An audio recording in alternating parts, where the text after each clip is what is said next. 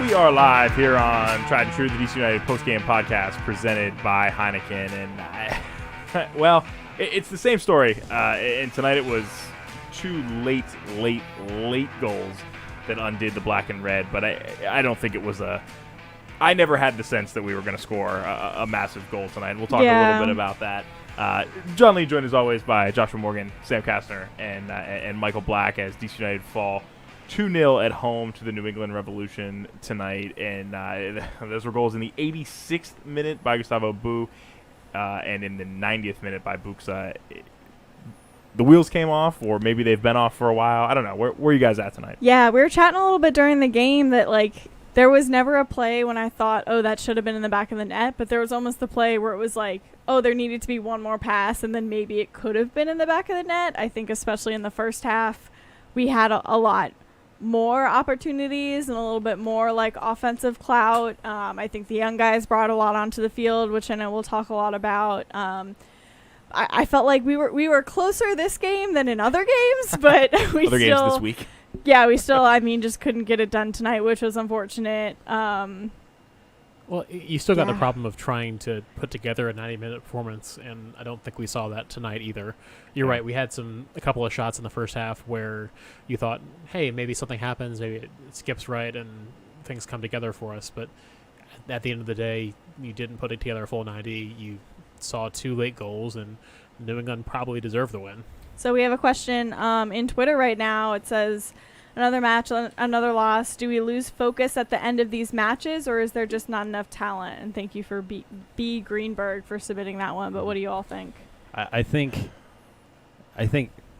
just the way the game goes, we're absorbing a lot of shots and a lot of pressure, and eventually they go through. We do a good job for the full night. I don't know why. I don't know. I think to me it's like when we first had the opportunity to make 5 subs, it was cool, and it was surprising to a lot of us that we were regularly using them, and we seem to be using them all of the time now. But I think what we saw tonight was tactically they changed at least twice with the substitutions that they made, and you take a guy like Griffin Yao, who put in a great shift and was gassed at the end, but I saw a number of folks on Twitter, and I agree, really thought that was the end of creative runs and things when Griff came off. And so I don't know. I think, obviously talent with all of the injuries on this team is lacking, but I don't know. It's just, to me, it almost felt like we went in. It was 60 minutes into the game, I think, before we made the first substitution, and there was a part of me that was like, okay, maybe we're not going to make 5 tonight. Maybe we'll just keep riding. It hasn't been the worst, and we talked a little bit about this, and I want your guys' thoughts here, but were we okay with a draw, and was that the mentality for part of the game? I guess the question is, were we for a bunch of the game, and then the follow would be, should we have been okay with the draw? But I have a little bit more of an immediate follow-up question is, would you have made those subs? Because Ben, gets criticized for not making subs pretty frequently, but I would agree that when Yao came off, when we started making those subs, it's a little bit when we lost that flair and we lost that creativity, and we lost, the almost chances that we had created, which I will admit is probably, not good enough, but, it looks like we were more there than we have been certainly in other games this season and this week, frankly, so... I'm not sure, and Ben does a pretty good job of letting us know when players are ready to go a certain distance, and we might disagree sometimes, especially with Higuain and stuff like that. But this was Yao's second ever MLS start. I don't know if he could have gone on. You don't want to keep him in there too long to the point that they make the mistake, right? You're right. I think, and I felt this way most of this season, a lot of our substitutions have been due to fitness. I don't think we've made a ton of tactical substitutions. Is that an excuse, though? I certainly didn't intend for it to be one, right? I think that's what we're seeing. I think we're some seeing of them have to be tired players, and we're making changes. Because we're playing backups in a lot of positions, and these backups But we've been playing backups the whole season, though, right? I'm really just playing devil's advocate right now. You're right. Absolutely. That was going to be the next thing out of my mouth, is that we're playing a lot of games. A lot of people who potentially their fitness this year would have been very different. They're getting new workout sheets this year, right? It's very different, but we're also very well into the season. I don't think I disagree with any of the subs tonight. I think Higuain and Sorga are probably, I saw maybe Ben Romley on Twitter say that that's the best striking pair for DC United, and I can't disagree right now. Mora was gassed. He's been up and down the pitch today, but he was looking a little kind of leaky, almost gave away a pen there at the end. Who else? Nyman, was he pulled off? Yeah. He wasn't ready to go the whole way. I thought he played pretty well, though. So I did. don't disagree with any of the subs. I think they were, they just had to be made. Which go ahead. Yeah, go ahead. Sorry, but to John's point, the subs in the first sub set we made was to pull off the two strikers, bring on one striker and an outside midfielder, or depending on how you want to play, Higuain. It looked like they were trying to shift to having one striker up top after not creating anything with two, and then 10 minutes later you shift back to having what appeared to be two up top. I get, at that point maybe you're going for something and you're trying to throw anything at it, but making two tactical shifts like that in short order is challenging. Yeah, so given all that we've said, going back to John's question, Yeah. I just feel like we needed that context to be able to answer the question of what was it? Should we have been going for a tie, and is that good enough? Yeah, I think the question is, was Olsen's mentality that we wanted to go for the tie, or were we not? And let's throw it. I think we've got Coach Olsen at the podium. We'll send it over. And things looked a little better, a little livelier, a little more engaged. How would you assess it overall, and ultimately the result with the 2 late goals? The first half was good. Showed some personality, showed some soccer, some good transition moments. Yordi fitting in, and the 2 youngsters starting was.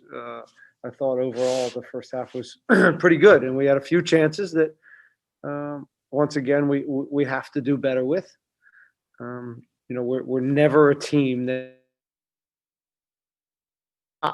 we haven't been that for a few years. So the times we've been successful is when we've been efficient, and we have to see some of those plays out, whether it's the final ball or the chance or two that we get in the first half that are good chances. The second half, they just kind of wear you down, and it's been a long week, and we used a lot of guys, and we're a little thin. So as the game wore on in the second half, their physicality, just as I said, wears you down. And then they bring some guys off the bench that are super pacey and strong, and they continue to wear you down, and they're relentless with, their depth was pretty impressive coming in, and then really helped the game and boosted them. And our subs did okay, but it was a good response from a work rate, and everyone gave everything they had, and that's all I can ask right now of this group.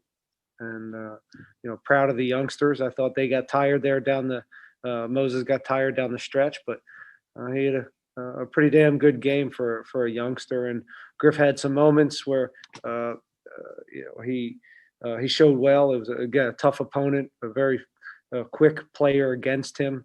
So now he has to learn how to outsmart him, outsmart defenders, and so it was a really good experience for both of them. And the goals, I'm sure we can do better on, but they were knocking at the door, let's be honest, in the second half. Thanks, Ben. We'll go to Jason Anderson next. Jason, go ahead. Ben, you mentioned Yordi Reyna. Obviously, he's only had a couple training sessions, but you put him in there from the start tonight. How do you think he did overall?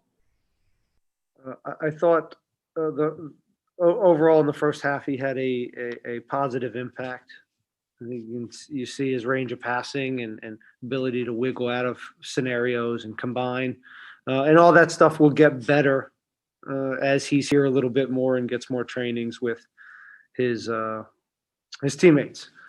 I think the Polster injury affected him a little bit. I mean, he was, the Polster went out and definitely didn't look good. And so, I've been there as a player, and you hit someone accidentally and you put them out and they look the way they look like. It's not always easy to get past that. And then the second half, he had a little bit of trouble finding the game, but that was also a product of us and them overwhelming us again with some of that physical play and just legs and lungs. I just think they had more in the second half, and we started to just run out of gas. I said there's 3 games. We used, the guys put a lot into this week, and with travel. And I thought the second half we just didn't have the juice that we had in the first half. And again, I know this group, and it wasn't because of want.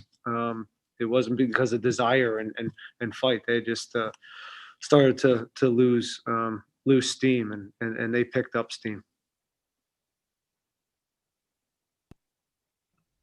Thanks, Ben. We'll go to Alonso Contreras next. Alonso, go ahead.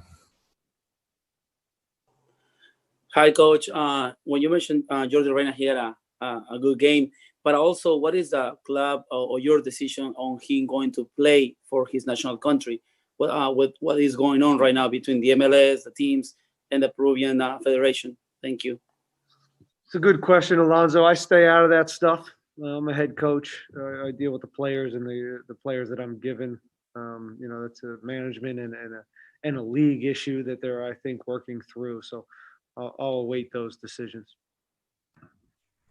Thanks, Ben. Alonso, you can follow with me, and I'll help you get an answer for that question. We'll go to Jimena next. Thank you. Jimena, go ahead. Coach, what other element are we missing to get better results? What better elements? It's a good question. We could use a few of those guys that are not healthy right now. That would help. We could, I think, use. We could use a lot right now. It's a good question. I'll try to figure that out in the next week. Thanks, Ben. We'll go to Emily Olsen next. Emily, go ahead. Ben, just a quick personnel question. Was Gressel starting on the bench, was that just a rotation aspect, or was there something tactically set up different that he started on the bench there? We wanted to give Griff an opportunity. We thought he deserved it. And we also like his ability to threaten the back line and play vertical. He's a different profile than Gressel, and sometimes with Jordi Reyna coming in, playing a little bit more central and lower at times, you need legs out wide. And with Yamil and Gressel at times, again, they're different profiles than a Griffin Yao. So we wanted him to stretch the field, and I think for the most part he did a good job of that. But they had a pretty tough opponent against them that did a good job on him. Thanks, Ben. I don't see any more questions, so appreciate your time. That's DC United head coach Ben Olsen, and we're expecting to hear in just a few minutes which player is going to be joining us. And I want to get back to the Fred Brian's going to be joining us. Is it officially Fred? Okay, so we'll be hearing from Frederick here in just a second. But I don't know, guys. Ben had a couple answers in there that just I'm not okay with. I don't know. Let us know which ones. Well, so I mean, first of all, he was asked point blank, what does this team need to get going, and he didn't have an answer. I mean, he said some of the players coming back from injuries, which yes, that's for sure, but that's not the position I want to see my head coach in, without an answer there. You should clearly know what is missing on this team based on your game plan that is or is not going well. And you're right. For me, though, he sounded a little bit unsure when he said it. He wasn't like, absolutely, if we had these player back, my game plan would be great and we'd be killing it this season. And I've been struggling to figure out because we have 6 starting players who are out. That's something. But the way he answered it was a little bit unsure, which at this point I feel like you got to be sure about it, right? We've been in this situation game after game after game. And I think, I mean, the one that really set me over the edge here, first of all, I love the young kids. I love that they're getting minutes, and they're some of my favorite players on the team because I think they're doing some of the best things right now. But asked point blank why Yao got the start over Gressel, and it was like, I think he deserves some minutes. I'm like, not good enough again, right? Who's the better player? If Gressel's playing well right now, Gressel needs to start. If Gressel needs a rest, and that's why Griffin's getting the start, fine, right? But this isn't a charity, right? I mean, we need to play the best available players to try to get points that we haven't gotten all season. And I made the point, during the break that if you're trying to if you're looking at the game saying, hey, this is a chance we play some young guys. Maybe it's an opponent that you expect a good result against. But in the situation you're at, every team is above you in the table. So there isn't really going to be an opportunity for you to say, hey, maybe we can throttle it back a little bit here. You need to be going all out trying to win every game, especially against a New England team that I think all of us would agree is not the class of the league. They're certainly ahead of us and getting more results than we are, but this is not a team that you are scared to play and expect bad things to happen when you play them. Yeah, I completely agree, and I struggle a little bit. I'm a little bit back and forth with the answer that he gave, John, to your point, was fitness, right? We talked about that too. He said our fitness just isn't there.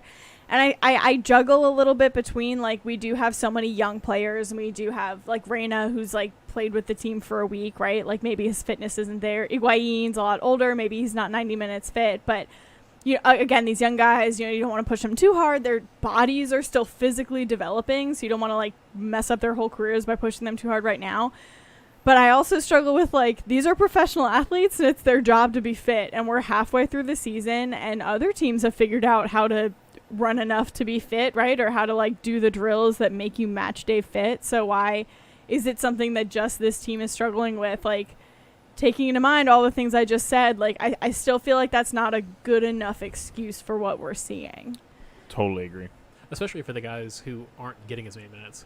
I mean, I understand that Griff's a young guy and you don't necessarily want to play him 90, but at the same time, you would expect some of these guys who are not getting quite as much time and are filling in spots there should be fresh, can potentially go longer. Yeah. And to continue to fall back on, it's a long week, things are tough. Every team is struggling with this, and we keep coming out on the bottom end of it. Which is frustrating, especially because our younger players are the ones who are giving us the spark, right? We literally just said that when Yao came off, we kind of saw a little bit of dip in performance, and I am by no means qualified to even probably ask this question, but does Griffin going 20, 30 more minutes really affect his development? Why could he not have gutted that out? We've seen Kevin gut that out, right, and play the full 90. So I wonder why Yao was pulled, because I don't know that Gressel provided a whole lot when he was. It's hard to provide as a sub, right? Well, and I think we've seen this season Gressel has grown into games, and when you sub him in, you don't have a whole lot of time to grow into the game. Exactly. And to your first question, Sam, I think back to kind of where you were at the beginning of the season with some of these young guys of they should be able to quick turn and burn these games. They're younger, they should have more in the tank. I don't have a good answer for that with Yao. I mean, how long did he play? Did he play against Nashville? Games are coming thick and fast. I'm sure he got minutes. A little bit meshing together. Well, I think he got minutes. We'll look into that. But I mean, either way, right? They don't play again until next weekend, so there's a full week of recovery ahead. I don't know. That's just curious to me, that whole situation. But I guess let's circle back. I don't know. I guess I'm now thinking Olsen was maybe going for a draw tonight. What makes you say that? Well, I don't know. I don't even know if there is a game plan some nights, right? I think bringing out Reyna was cool tonight. I thought he played fairly well with limited practice with the team, but the substitutions and the tactical changes didn't seem to be very coherent to me. We talked a little bit about that earlier, and it's if you're going for a win, wouldn't you want to bring on an additional attacker, maybe at the expense of a defender or at the expense of a midfielder or something? It seemed like we were just bringing on people when we took people off and hoped it worked. I also think that where we are right now is where we expected to be after the Nashville game, but Ben came in so hot and heavy in that press conference and so obviously upset with how that game had gone that we were all oh, this was not the game plan, right? Because a lot of times Ben is what we saw today, very mellow, we're just a couple pieces, but we'll figure it out this week and we'll be able to bring it next game. But against Nashville, he was that was unacceptable. We need to figure it out. And this is the reaction game from that. Yeah, absolutely. Y'all got 12 minutes last game. Yeah. Okay. Plus out of time. But Thank you. This was the reaction to Ben and Olsen. Ben was fine. Well, it was a as thud, mellow. though. Yeah. Well, I didn't say it was a good reaction. For sure. but we've never seen Ben Olsen this mad. I've never seen him. I don't think I've ever seen him directly call out players the way At least that this he season. did. Yeah. Well, and raises questions, too. Like he was subbed in. Yao was subbed in for Gressel last week, in the Nashville game. Played 12 minutes. Today he said, "Hey, we're going to give Yao a shot to start." Gressel was one of your big moves in the offseason. That was a TAM level signing, a guy who you invested quite a bit in, and if you're at this point of the season, halfway through, saying, well, maybe we'll try one of our academy guys, a guy who's on the roster and getting up to that point, I'm certainly happy to see that development, but that really raises questions about what you're getting out of Gressel, because he had a lot of success in Atlanta, and it has not translated thus far. And I think that this is something that we've talked about kind of all week. Is what do we expect out of this season, knowing that there are 6 starters consistently throughout the season? There have been at least half or more of our starting positions who have been injured and out. So what do we expect from this season? And is it okay to be playing our kids and getting them that experience, knowing we're at the bottom of the table? It's a pretty close table. We have many games left. There's still time to make a run. And it's not, we're not over and out by any means. Obviously, I think the whole fan base. Ticking, though. You're right. I think the whole fan base would have appreciated a little bit better showing out of this game. But at the end of the day, we're not going to get first in the East, right? How far are we going to be able to go in postseason? So would we rather develop these players and come out swinging next season, or would we rather be putting more marbles into this season? I ask. Just devil's advocate, throwing it to y'all. I mean, as the table sits right now, Chicago is moving into 10th, which this year is a playoff spot at 15 points. We're 4 points back. That's certainly not insurmountable. It's not. But, again, the way this team is played, do you really expect them to start making up games on some of these guys, especially games that you think you should be winning? This game against Atlanta next weekend is going to be big, because that is a team that's in a lot of trouble as well.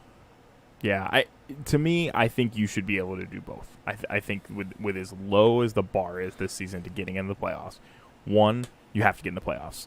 I mean, I'm as gutted as any way that we have all these injuries, but it's not good enough to not make the playoffs. And I think you make the playoffs while developing the young players, and I think we have done a good job of developing the young players. I mean, Paredes is a regular starter. Obviously, he was not in the lineup out of precautionary tonight. I think it was his hamstring still bothering him.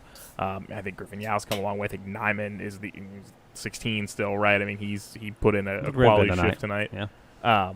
So I would argue we are developing the young players, and now it's time to get some results. Between bringing in Gressel, you brought in 2 strikers mid-season. Now we can talk about how good they are, how effective they are. But in bringing in both Rivas and Reyna, we haven't scored in 4 out of the past 5 games. It's not good enough. I don't know what to do with that. I liked what I saw out of Reyna tonight. I thought he did a good job of animating. I would obviously love to see a goal from a forward. Sometimes he perhaps came further back than I'd like from a guy playing up top on a 4-4-2. Don't get me started. But yeah, either way, I thought he added something tonight. Well, we're still awaiting, hopefully, Frederick Briand here at any moment. But Sam, I think we do want to talk a little bit about that, right? Because Sam had a moment during the game when we were watching together earlier where just general frustration about the strikers being so deep and what you would think in a 4-4-2 is out of position, right? Yeah, you guys. I kept saying it was a situation in which we got the ball in the back and then we would just blast it up, or we'd pass a little bit in the midfield. And are we switching over? Gotcha. All right. Yeah, well, I'll come to you as after. usual, right in the middle of the thought. We'll send it to Frederick Briand. Steve Goff first. Steve, go ahead. Fred, the team looked a little bit better and a little livelier, but ultimately you give up the 2 late goals. How is this affecting the team after what looked like a promising night for a long time? Yeah, it's tough. Yeah, we weren't bad defensively, but I think we need more with the ball. We need a real plan to play. And it wasn't enough. And of course, we are disappointed because we needed 3 points. For me, it's unacceptable to be here right now in the last position in this conference with the team we have, with the quality we have, is unacceptable.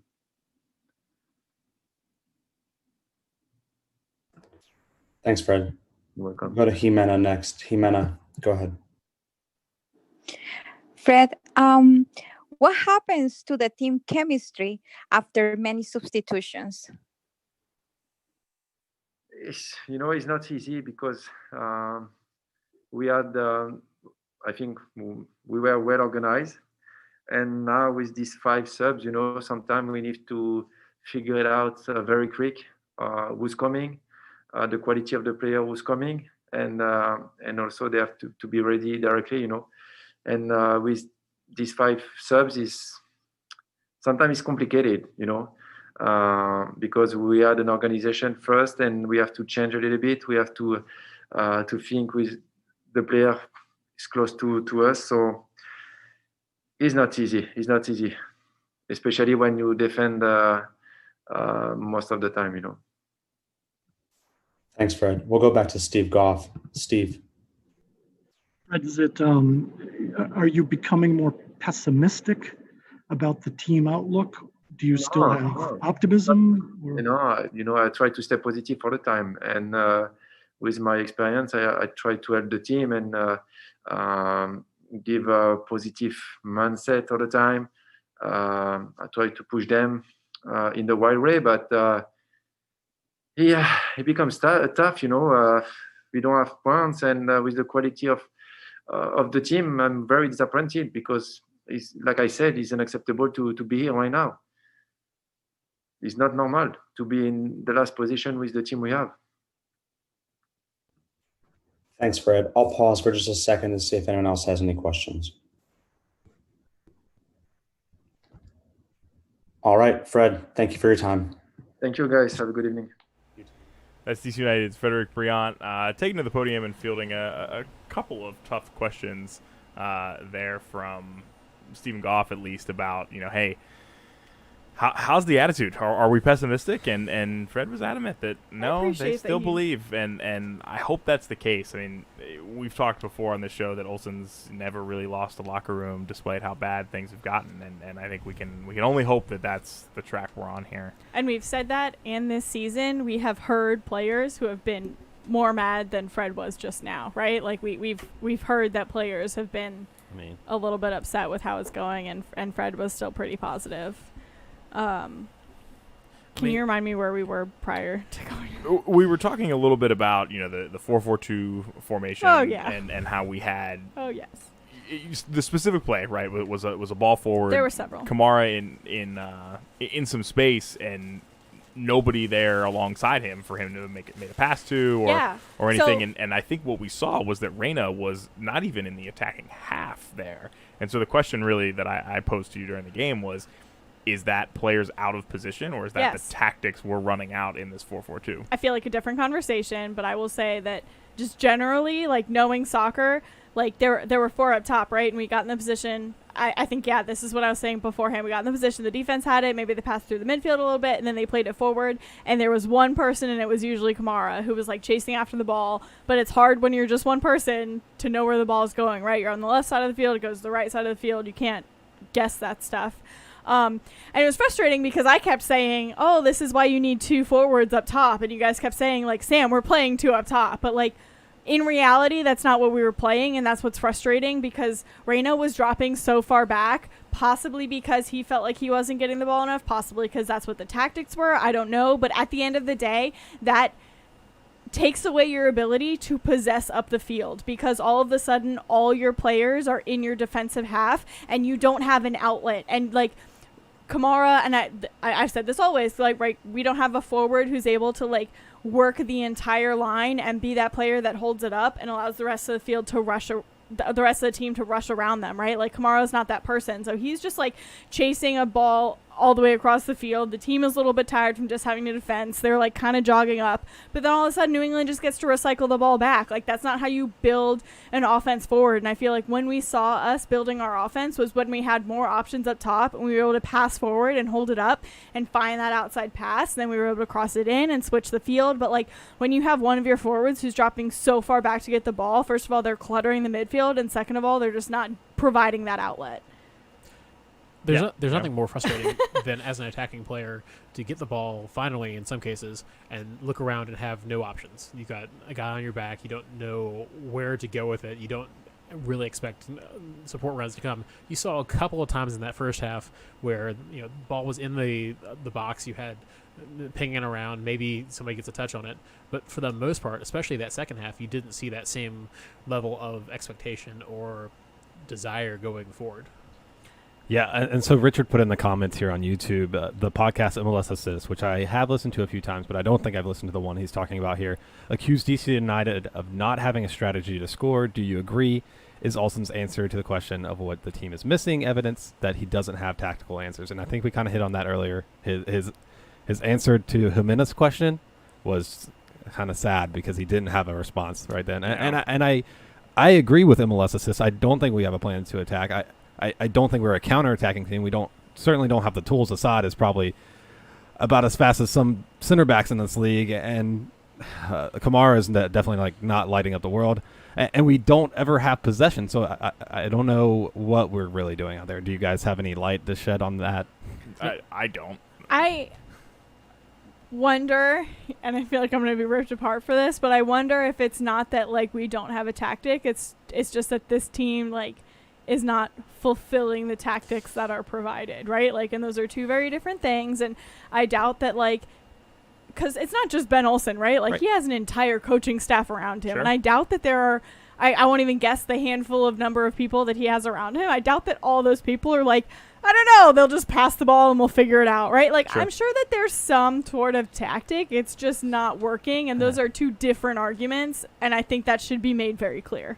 Yeah. And I will give Ben, I don't know if it's credit here, but at least a bit of a pass. He's running low around here. Yeah, if you're going to say, hey, we are so depleted, we're at the end of our rope, we are playing basically whoever we can find who is on a contract and rolling them out there, then yeah, your tactics really don't matter because you can set them up as best you can, but at the end of the day, you may not just have the level of players you need or the chemistry you need out of a team to get a result. Which is not Ben's fault. That is not Ben's fault. So like I said, I'm not trying to be a Ben apologist fully right now. I'm just saying that specifically is not Ben's fault. So I'm prepared to be a little bit easier on that.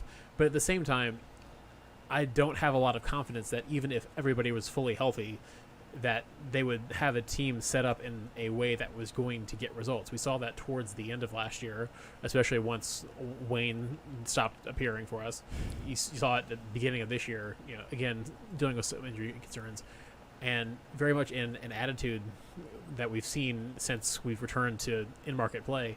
The team doesn't really want to go forward. You saw more of that today, and I really appreciated seeing that, especially from some of the younger guys. But on the whole, I think our commenters are right.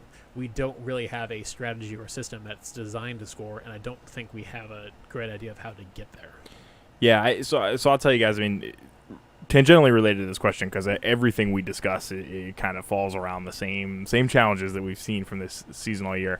I've taken some heat in the comments on the text line and even on my personal text line about my take about Griffin Yao and Ben's response on that earlier. So I want to lay a couple things out pretty clearly. One, obviously, love Griffin. I think he's got a bright future ahead of him. My struggle here is that this is these decisions that are made are not fan decisions. They're not our decisions. They're collective team decisions. And DC United invested heavily in Julian Gressel this offseason. I think I would be one of the first people to line up and say that he's not performed to the level that we expected, and certainly not the level that he performed at in Atlanta. Tasha's pissed. For reasons, right? Gressel, but here's the thing. Yeah, so because I know you want to jump in and defend him, and you should. But I guess I'm frustrated on so many levels with this team of why did you go out and splash the cash on this guy if we think that the young kid in Griffin Yao is better? And the way they've been playing right now, that's true. I think Griffin Yao has been playing better. And at that point, what's the plan? What was the system we were going to play in, right? Did we buy the right players for that system? And Joshua, we talked about it a couple shows ago of some of these signings we're making right now, is it just we're not scoring enough goals, so let's just buy someone who has scored in this league before. No, not good enough, right? Like, Yeah. what system are we playing? Buy the people to succeed in that system. That's what needs to happen, and I don't think that's what DC United are doing. Well, let's start from the top, Sean. Gressel was brought in for $1 million in GAM. I think it was either the record or close there of monopoly money spent on a player in this league. That didn't hurt Levian's pocket a bit. The player we went out and spent big money on was Flores. We broke the transfer with him.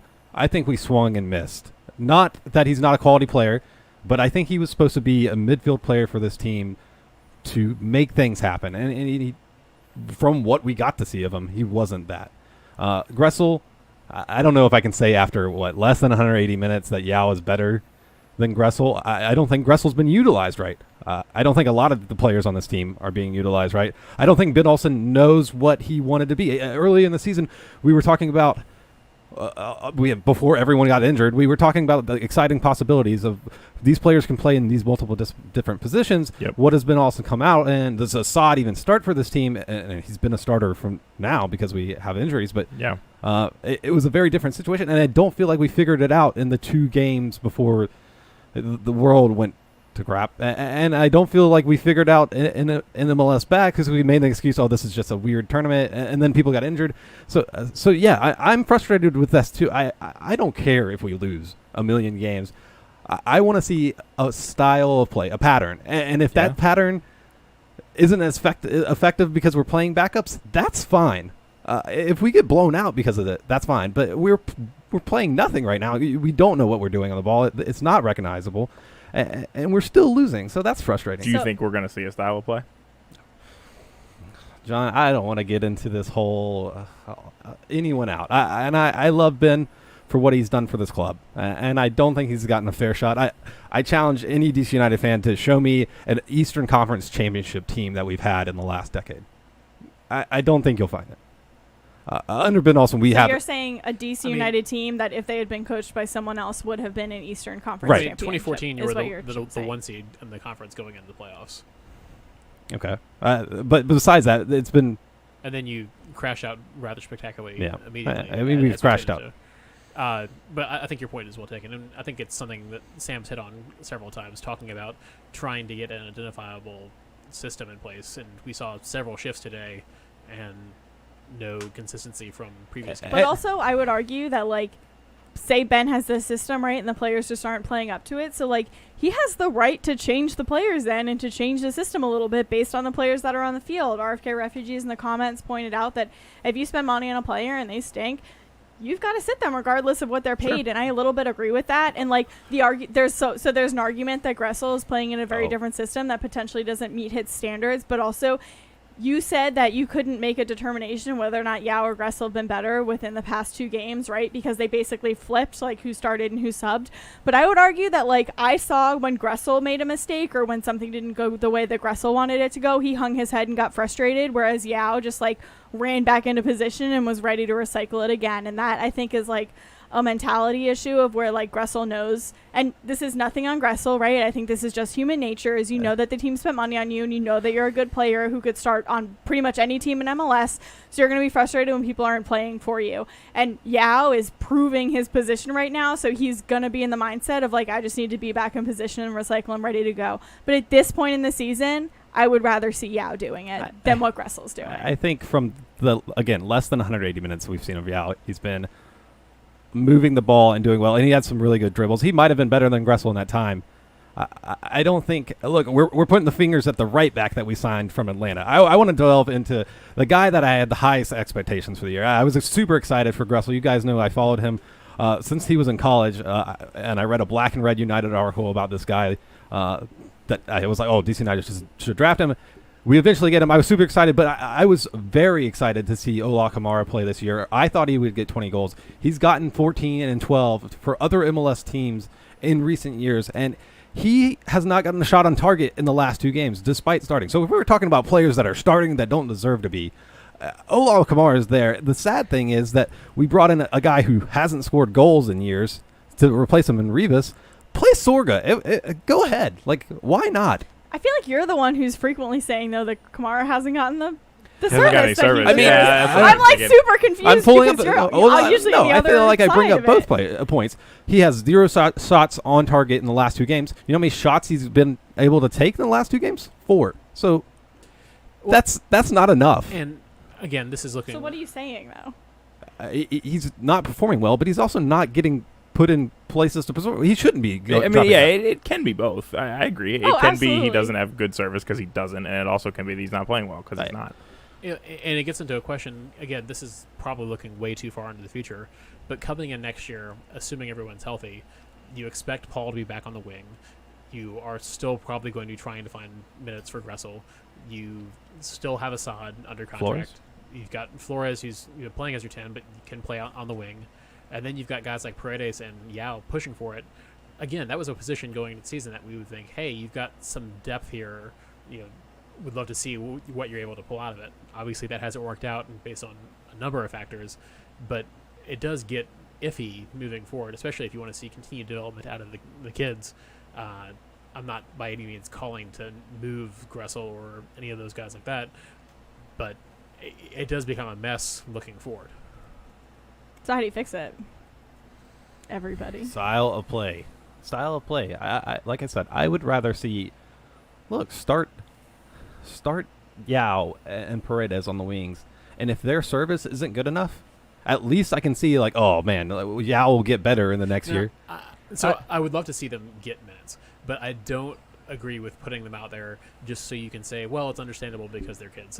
And that was the point we were making earlier, was that if you want to put the best players out there that put you in a position to win, I certainly want them being pushed in practice. But if you're just saying we're going to put the kids out there to make a point, then I don't think that's what's happening necessarily. I don't think so either. But okay, again, that was kind of the point we were making earlier. So a couple things that have fascinated me over the past few weeks. I mean, we talked at length midweek about how surprised we were with how vocal Ben was after that Nashville game because you're right. I mean, every press conference we see is very similar, except for that one. And I think, I guess I was hoping that was not an anomaly in a lot of ways, right? Because I don't. One of the things that would fascinate me to understand is the relationship that Olsen has with Casper and with Levian, and when it comes to investing and the vision for this club and the long-term strategy, because we've harped on style of play, and I agree very strongly. Like, what is it? Define it, and let's go do it. But I also just don't know. Like, even taking a step further, is everyone on the same page in this organization? And whatever page that is, if they are, what are they doing to get the fans on it? Because I think if they came out and said, "Look, guys, I mean, come on, this injury list is," as one of you guys said to me earlier, like longer than the first team we have available. If they came out and said, "This season's pretty much a wash," like, we're going to use this time to really get some guys some minutes. We're going to try some things. We're going to lose some games because we don't have all the pieces to do what we want, but here's what we want to do, and we're going to be damn good at it next year. I think a lot of people would say, okay, because we haven't heard that in years, right? It's always been, let's be good enough to get in the playoffs and like, and Coach said this week in the press conference, and maybe make a run at this thing. Who are we kidding? We're not making a run at anything if we get in the playoffs. Won 2 games all year. But I mean, come on, it's not happening. But if you want to talk about losing the locker room, and especially like giving young kids confidence, if you were to come out and be like, yeah, this season's a wash, but like we're gonna play the 16-year-old and we're gonna lose every game, but like at least he's gonna get minutes, like that's not developing him at all. Yeah, I mean, I wouldn't say and then your whole that, locker room is going to their agent and they're like, yeah, where else can you get me, right? Like that's not the mentality that.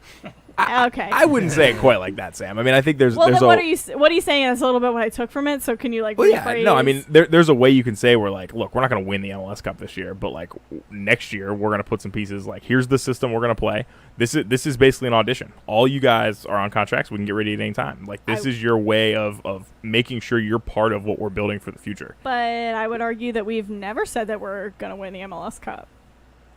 Then what are we doing? I mean, again, that's a broader challenge, but like, what are we here for? It's easier said than done, because I think going into this year, you would say that the team had made a couple of moves.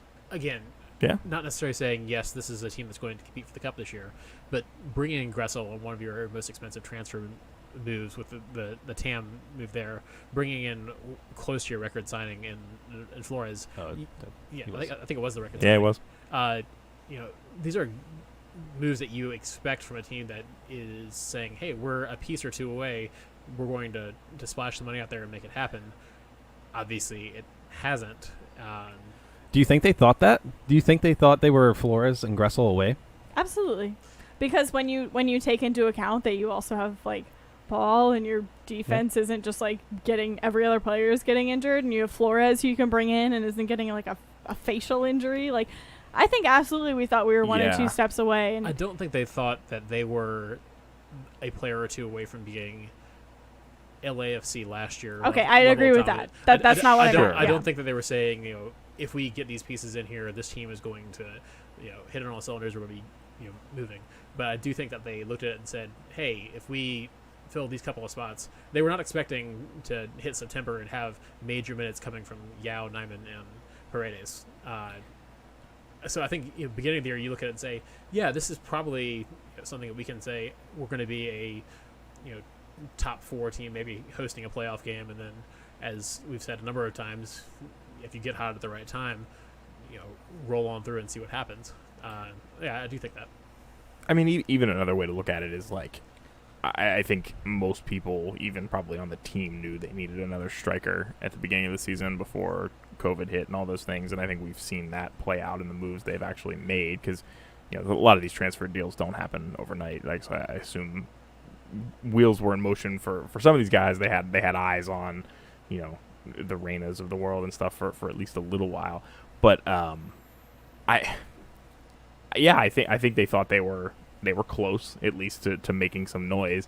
And I guess one silver lining here is if you get all those folks back next year, right? And that was, again, we dogged them earlier, but that was Olsen's kind of line. I like some of those guys back healthy, because you fast forward to next year, even if you don't improve this roster at all, other than through health, you now know you have depth in these young kids that probably won't start if everyone's healthy. I don't know that they're cracking the starting lineup or they're pushing for minutes, which is exactly what you want. We've also got depth, and this team going into this year, I think any podcast you listen to heading into this season, any media you read, this team didn't have depth, and we've gotten exploited because of it. And that's the balancing act that we've been kind of talking about this evening and over the last couple of episodes has been, hey, do we settle on a style, say this is what we're going to play, this is what we expect to play when we're back at full strength?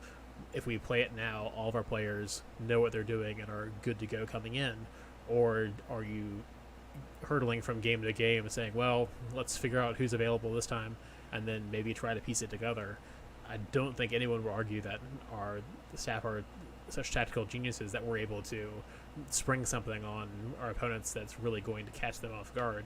I think most of us, from what I've heard, would agree that we would like to see this team settle on a style, settle on a formation or a flavor of formation, and then when you come in next year, even if it's, again, getting a lot of those guys back healthy and getting them minutes again, at least you've had a chance to play the guys behind them, the Moseses, the Yaos. You've had a chance to get them minutes and knowing what they're supposed to do when they come in. So you don't have to do this full-on reboot every time you come in with a new squad. I'm going to go back to that, like, that's not fully Ben or the front office or the owners' fault. Like, no one can expect that at one point or another, basically their entire starting lineup will be injured during this season. Like, yep. You're right, John. We were all concerned at the beginning of the season about the depth of this team.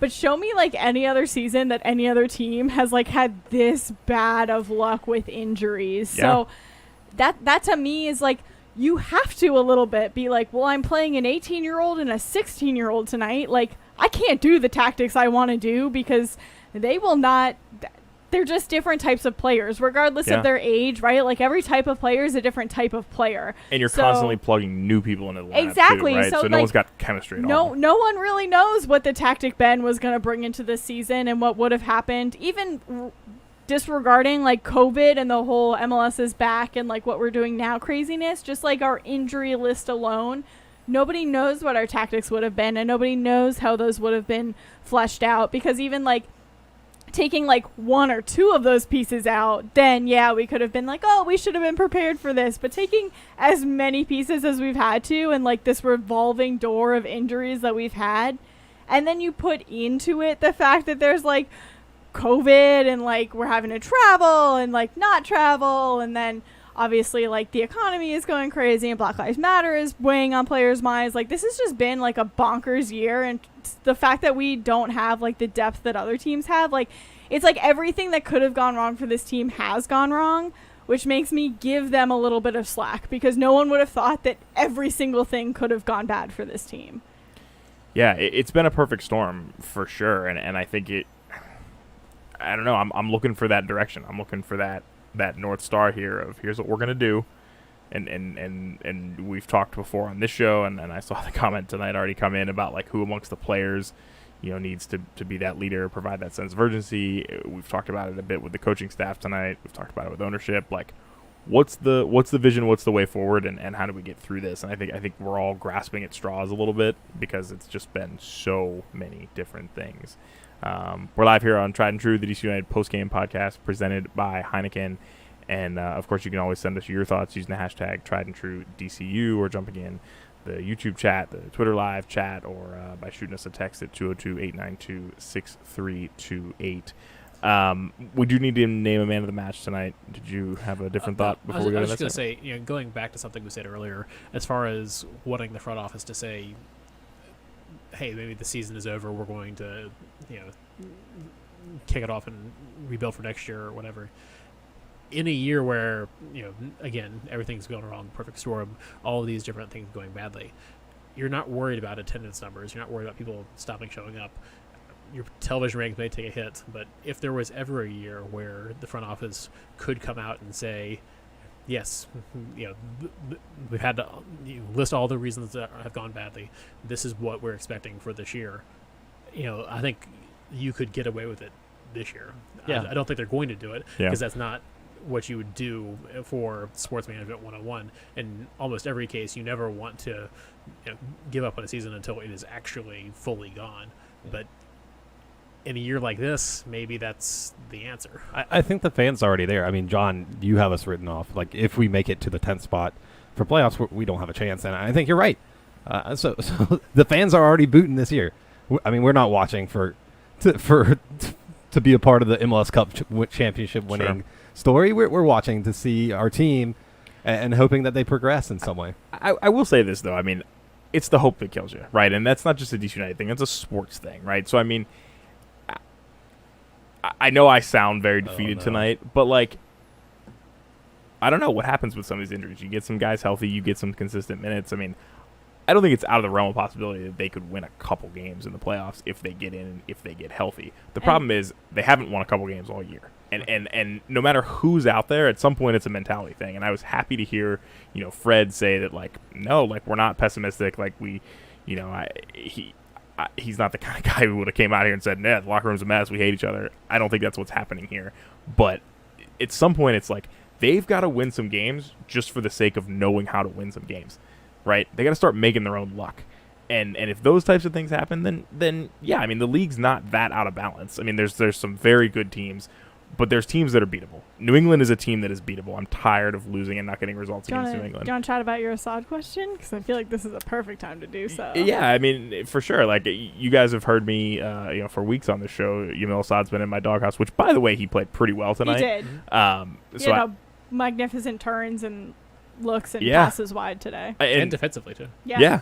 Now, going off my previous rant, he's not out of the doghouse yet. You got to do it consistently, right? But this was a good step in the right direction for Yamil. But I asked Coach, midweek during the press conference about, like, where do you assess Yamil at right now in terms of his quality, in terms of, this is a guy who basically had a year off, based on the craziness that happened with his previous club, and then came back here, couldn't get really any minutes at the end of the season with there was a plan maybe he was going to play a little bit with Loudon. That didn't come to fruition. So comes into this year, picked up a knock. Global pandemic comes in. Very hard to get consistent minutes. And so there was a lot going on, and I asked Coach what his thoughts were on that, and he really said, like, I think it's everybody. It's not just Jamil is or is not performing well. It's not just Julian is or is not performing well, and he specifically named Julian Gressel as well. It's who's performing well to really bring the whole team up. And I think that's definitely a big part of, where this team's at right now is as a whole, as a cohort, they've got to step it up. And then I think a lot of the individual stars will start to shine through. Even Ola Kamara, like we know he's got the quality. It's when does it happen? And you talk about the team needing to get some luck and figure out a way to win some games. They've had several occasions this year where you've gotten results out of nothing. The first game at the MLS is back tournament, the Toronto game that got rescheduled 2 times, and all sorts of craziness around that. You had no business getting anything out of that, and somehow you miraculously pull off, the tie, and you expect that to carry through, and then you get eliminated from the group stage of that tournament. The New York game, Jersey game a couple of weeks ago, also comes to mind where Sorga pulls off that late winner. You've had a couple of occasions where you've gotten points or wins where you don't necessarily expect it to. It's hard to say that this team hasn't had those opportunities to try to pull that forward and capitalize, but they haven't been able to carry that forward beyond that one game. It was 0-0 in the 83rd minute today. I mean, yeah. For a team that was not set up to bunker and get a 0-0, they tried to go forward. So speaking of tonight's game, we've got to award a man of the match. Who's going first? I'll go. Sam? I will give it to Moses Nyman because I think because he was the youngest on the field. No, because I think that he played really well. I think this was his first MLS start, and the cool, calm, and collected that he was on this ball was not matched by any other DC United player on this field, right? Like, there were times when he was in both boxes, offensive and defensive, and he took the ball, he picked up his head, and he picked out a DC United foot, and he made a positive pass, and he did not just lose possession. He didn't just boot it up the field. He didn't just take a random shot. Like, did he make mistakes? Yes, absolutely, but I think that he was the most present on the ball, and I think this team absolutely needs that. And he slowed down the play and allowed everyone to build around him, which is clearly what I've just been wanting from this team if you've been listening to this show or any others that we've done. So absolutely Moses Nyman, man of the match. Michael Black? I'm fine with that. For me, I think if the game had ended at the 80th minute, I'd be very tempted to give it to Fred Briand. I thought we saw another solid performance out of him. For the most part, staying strong at the back. Again, if the game had ended 0-0 draw, that's probably where I'd go. It didn't, and when you give up 2 late goals like that on things that were preventable, I have trouble giving it to a defender. So for me, I would give my man of the match to Jordi Reyna. I thought that he did a great job, especially in his first game with the club after only a couple of sessions training with the guys out there. You saw a lot of incisive passes. You saw a lot of energy out of him. He probably came back to try to get involved a little bit more than I'd like to see, but I think he did a good job of animating, and I think he gave us at least a little bit of hope that he's going to continue that moving forward. So for me, it's Jordi Reyna. Yeah, I'll continue on with the praise tonight for Jamil. I think I said to you guys in the first half he was the man of the first half for sure. And I was shocked. Yeah, I mean, look, I'm happy to eat crow when I'm wrong, right? I mean, I don't know if across the season I've been wrong about Jamil every time I've been upset. I don't think I have been, but he played well tonight, and I think he seemed more confident on the ball. He was effective in defense, and I think if we continue to see that, especially, heaven forbid we have some consistency in the lineup and build some chemistry, who knows? Like, it could really unlock Jamil, or he could unlock Ola or Jordi or some of these other guys out there and really, set this team up for scoring a goal. Joshua. Man, I'm going to give 3 honorable mentions. It's going to be each one of you guys' 3 honorable mentions, and then I'll have a man of the match. Okay. That's how we do this show sometimes. Jamil Sada absolutely deserved it. It was a great shout, and I'm proud of you for taking him out of the dog pound, because he definitely deserved to be still in there. He's just inching his way. He's just man of the match. It's a little closer to the home. So you threw a steak into the doghouse? Yeah, I mean, listen, he's got a. I need to see consistent game over game to get out of the doghouse. Fantastic player tonight. Key pass. Absolutely. If he's a little bit faster, he beats the goalkeeper to that ball and gets it. And Yeah, it wasn't a perfect ball. He came out in the but- 80th minute, and then we lost the game after that. Jordi Reyna, Very true. for all the points that Black said, fantastic. Was a little bit of creative spark that we needed. Sam Moses came in, and he was average. And I guess he was average. I mean, that's the You stats. said Sam's was least significant. No, but no. I should have. He's looking at who scored right now. I do have it up, and I looked at it. It's 73% pass accuracy. Okay, what do you think? Which is though? not great. Yamil Assad is the man of the match, so we have a consensus here, I think. Whoa. He was the best player on the field. Everyone else was really bad, The mostly. team gave it to Joseph Mora, and actually, so did who scored, looking at it here. I think they checked who scored. Okay, I'm sorry. What is it? WhoScores.com, just for the people who are out there. WhoScored.com. Yeah, it's got all the stats for all the games. If you want to go deep dive, you can see pass accuracy, and that's where I pull Kamara's missed shots every game. Expected goals. Yeah. Just worth citing your sources. But yeah, Assad was the best player today. Yeah, the Joseph Moore thing was interesting to me. I mean, he didn't have, I don't know, it's not like he had a bad game in my mind. He just didn't stick out as anything particularly impressive. I don't know. Was there, are there specifics that we're seeing here that I'm failing to recall He from didn't Joe? play the Or whole No, I'm not failing to recall things either. He had a fine game, I think. well, maybe that's it. Again, He's in a played game the where you whole lost game. 2-0. Apparently, maybe mediocre is not all you making, need, though. Yeah, maybe not making errors and not being responsible for either goal is enough based on the metrics, but that's a low bar.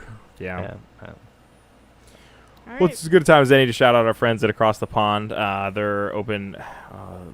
Bless them. They also watch the Giants. But they're open, I think, 7 days a week now, and they've got indoor, outdoor dining. They also do Patriots watch parties as well, and they do all the soccer all the time. So if you're checking them out, use the promo code podcast for 5% off your order, and give our friends some business because they got good food and they're cool people. So check them out.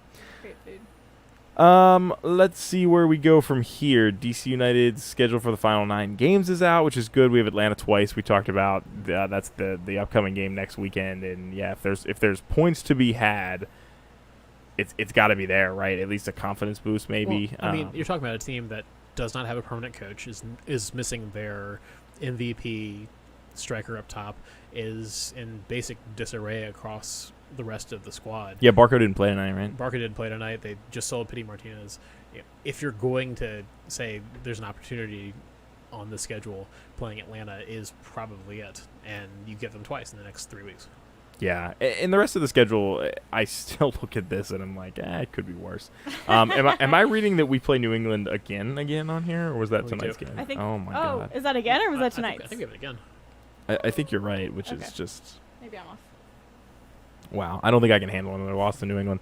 I just want to point out that someone said, RFK, if you just said that was said about Nashville, and Oh, for sure. I mean, this team has FCC, dropped points that should have been in the bank regularly. So I don't think you can count on anything. But of these games, Atlanta is definitely the team you want to play right now. Solid. Oh man, and for the same reasons that Black just said that they were in a bad spot, we're in the exact same position. Our coaching is questionable right now. We're missing 2 DPs. Yeah. So maybe we can grit it up and get a result. So I like it. much to John's chagrin, we are going back to New England on the 1st of November. So Fun. okay. Sure, it'll go well for us. 4th time this year. Yeah, great. 4th time's a charm. Yeah. Around the league, obviously, Kick Childhood Cancer is in full swing. We actually we had a couple other games on tonight. Chicago did a great run out for that. I don't know if Dave and Devin were wearing the scarves tonight. That was a one-time deal, but I don't you can think still they use the were. hashtag. Kick It goes Childhood until the Cancer. end of September. Yeah. Awesome. Sure. Sam rocking this jersey. Hopefully she's washed it. I don't know, it's been on the show a lot lately. All of September. And Sam, we're gonna give you another shot at the register to vote bit. Yeah, so I apologize on Twitter, but I'd like to apologize. I got very flustered last episode, and I said some things that were not Coherent, we'll go with. greatest. Yeah, no, they were just not coherent. It was inappropriate of me to say, so I'd like to apologize for that. I should have stopped rambling. So today I'm just going to go say that you should register to vote. If you're unsure about how to do that, MLS has set up their website. They're in partnership with the Black Players for Change and the MLS Players Association. So you can go, you can see if you're registered to vote, you can register, you can see what district you're in. If you want to volunteer at the polls, you can do that. If you have questions about what your deadlines are, you can look at that. They're just doing really great stuff. And, you know, I've seen some things on Twitter. Some people are like, I've been registered to vote my whole, like, since I was 18. Like, that's awesome. Encourage your friends to do so, right? Like, you know, just encourage everybody to be educated and get involved. It's super important. There are a lot of things going on right now. So just make sure that you're informed. And I think it's great that MLS is really making a push for that. I checked the website today. DC United has still not put out what they're putting forth in support of this movement. I'm super excited to see what that will be, because I have confidence that DC United will be doing something for this. So we will let you all know when we do see that update, and just make sure you're taking advantage of all your rights. Yeah, and looking around around the DMV, obviously, if you didn't hear the news, Loudoun United season is over due to a rash of COVID-19 positives on the team. Things weren't going great for them this year on the field, and so I think they just kind of said, you know, there's only a couple games left on the schedule. Let's just shut it down. It would get everyone healthy.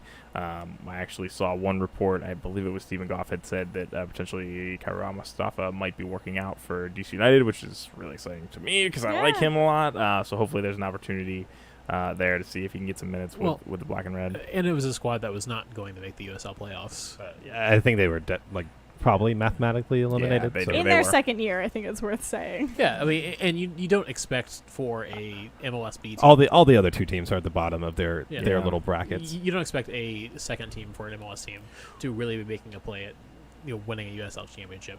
You would certainly like to see better results than dead last, but again, given where they were, it makes sense. And I think that's also a credit to the team for making the decision not to intermix the players, so that for sure, when you did have a breakout, which is unfortunate. We certainly hope that all the players recover well from that.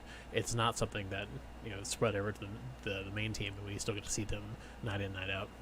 Yeah, definitely tough not being able to move players up and down this season. And I think the point about all the B teams being near the bottom of the league is true, and I think that's something that would frustrate a lot of the fans of teams that are not B teams, right? Of like, get these teams out of our league. And we've heard some rumor, I think last off season, about potentially USL trying to move all of the B teams down to League One. So I haven't heard much on that lately. I don't think that's on anybody's radar. Just trying to survive this season with everything else going on, right? Yeah. But it'll be interesting to see if that gains some legs moving forward as well. Also in the DMV, the Spirit drew Chicago yesterday 1-1. I think it was a late goal for the Spirit. Is that right? It was, yeah. Chicago came out on top. The Spirit just came fighting back, and I think it was the 88th minute that we got that equalizer, which was super promising, just to see that fighting spirit out of the Spirit. Oh, wow. Well done. Pun not intended. Time to wrap the show. They play again Saturday against Sky Blue FC. That's away at 12:30 p.m. on various CBS streaming platforms. DC United, as we mentioned, host Atlanta next Saturday. That's at 7 p.m.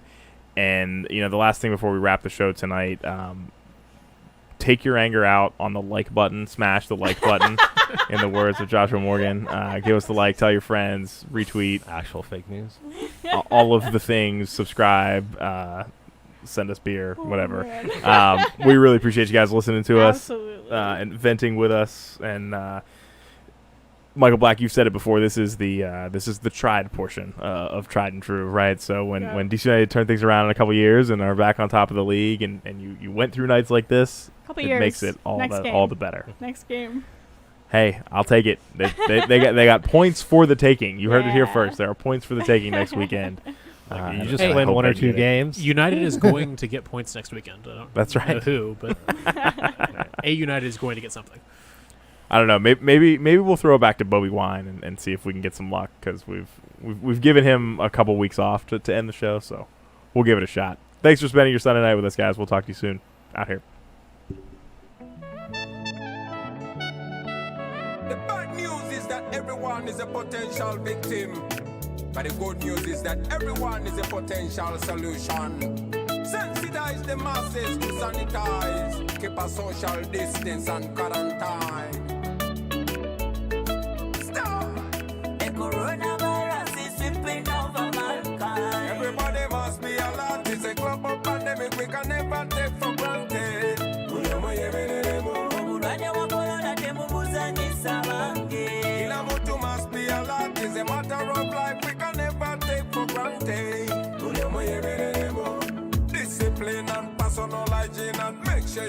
Charlie, wash your hands. Keep a distance from everyone. Report anything like a symptom. Serious fever is a symptom. Dry cough is a symptom. Walkway tamula is a symptom. Itchy eyes and flu is a symptom.